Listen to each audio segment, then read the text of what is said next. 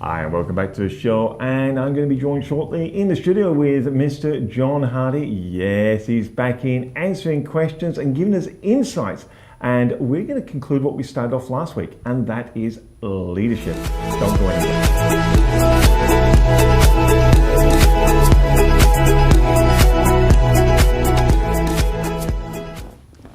Hey Michael, How are you, John? It's good to be back in the studio once again, isn't it? Oh, it's absolutely sensational. I love getting in the studio, having a conversation with you, having a competition who gets the most words in. There's leadership. We have a lot of fun with banter do. about who we are, because we've been doing this for a fair while now. We have. And some of the barriers are a little bit lower. They are. And we kind of egg each other on, and it really is a lot of fun, because we know we are passionate about this. You know, this is not, it's not a job.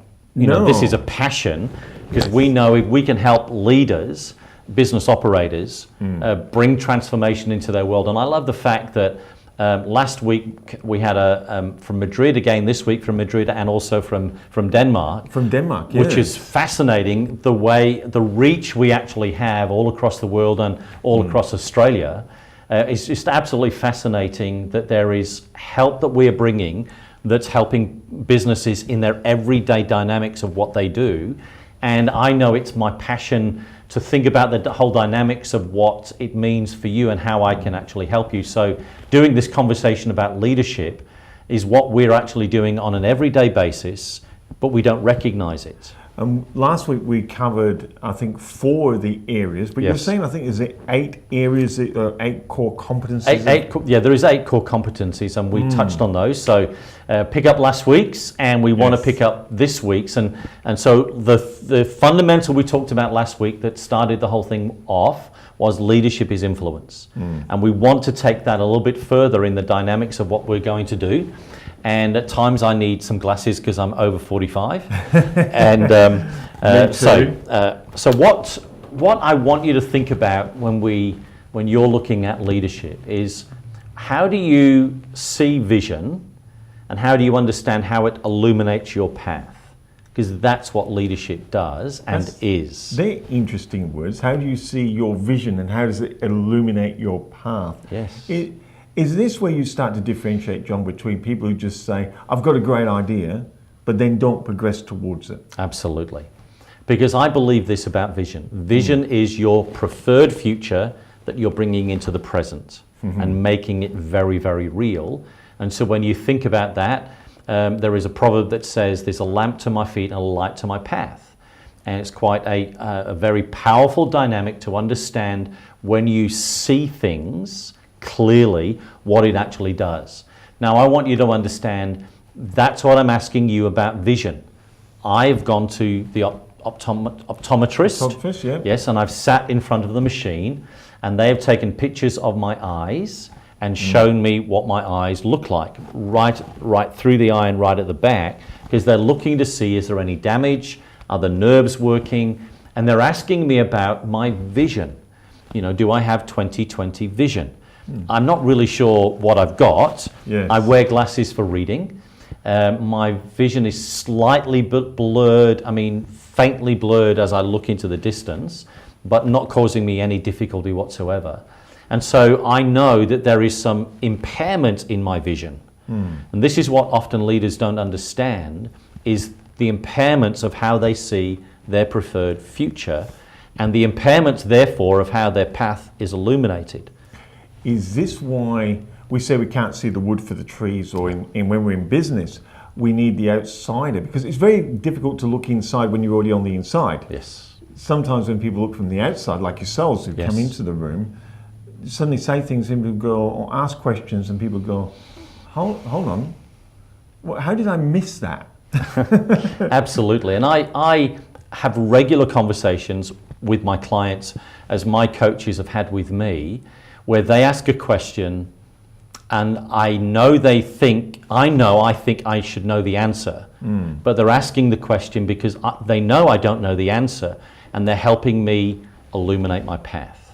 Right. So the power of what vision does for us is to have a clear pathway. So let's go back to the optometrist. When I went to the optometrist, I had my eyes tested, and they found I had impairment to my vision. So for me to read, I have an iPad and I've blown it up so it makes it easy to read when I'm doing my radio shows, because they're my prompts for my prep that I've done, and it really helps me. But sometimes I have a prompt on my desk about what I want to talk about today, and so I have an impairment. I can't see clearly, so I have to take my glasses and I have to put them on, and I can read what it says about, can you as a leader describe the vision of the future and illuminate the path to get there? And so this is what we need to do when we're working with vision as leaders, is understanding what the blocks are and what the limits are. And all of us have limits. I used to be able to play soccer fairly well. I'm currently playing indoor soccer again, but I know the speed. Oh, dearie me. I know what I want to do. Are we down to that new sport, walking soccer, John? No. Not quite there yet. No. There are people playing it. I'm serious. I ran into a friend of mine and he said, look, the real game's too much. And he was playing five-a-side, which is probably more aggressive than a normal game. And they've taken this game called walking soccer. The difficulty is judging how fast you're going to walk, because now when you're kicking the ball and passing the ball, it's a totally different game set. Oh, absolutely. So I'm not playing walking soccer. I'm playing indoor soccer. So it's fairly fast-paced. Fast-paced. And it's fun, but I know in my brain what's going on. I can figure out what's going on the field. But I remember last night when I played, I went to go for the ball and it was just in front of me and it goes, and I by the time the brain worked to the foot and where the ball was, I was that pace behind. And so my vision and my capabilities, I've got things that are blockages that what do I need to do to address them? I need to get some more fitness. I need to lose a little bit more weight, so I'm not carrying as much, so I can be lighter on my feet.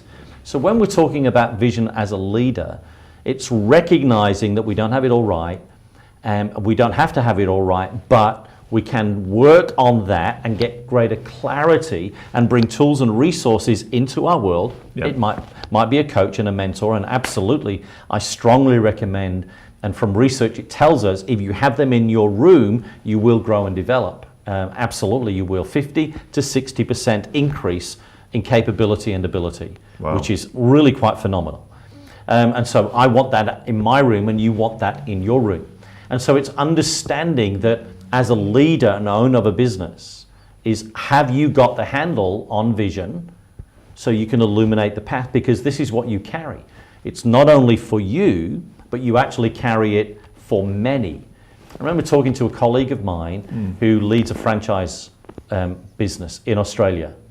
And it was not about the decisions being made just about what would impact him, but impact, I think probably they had over 100 franchisees. Every decision would impact them. And so his vision needed to be big enough to actually deal with that whole dynamic. And this is really fascinating, and we're going to continue this story of unfolding these principles for you, and we'll be back in just a very short while.